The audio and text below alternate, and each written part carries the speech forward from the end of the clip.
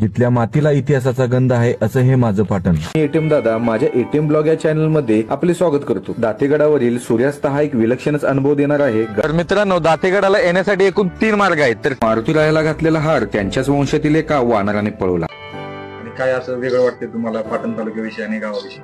म्हणजे तिथलं वातावरण बघून असं एकदम मन असं प्रसन्न झालं। नंतर अफजल खानाचा वध केल्यानंतर हा किल्ला शिवाजी महाराजांनी ताब्यात घेतला।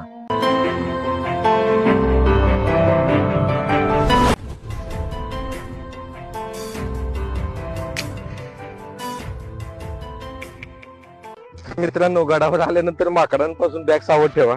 सवारीची आकाराची विहीर आता आपण ह्यात उतरणार आहे, तर तुम्ही चला माझ्यासोबत। तर मित्रांनो, आपण पुन्हा भेटू एटीएम ब्लॉगच्या माध्यमातून प्रवास पाटणच्या सिरीज मध्ये। तोपर्यंत कसं आहे पाटणकर?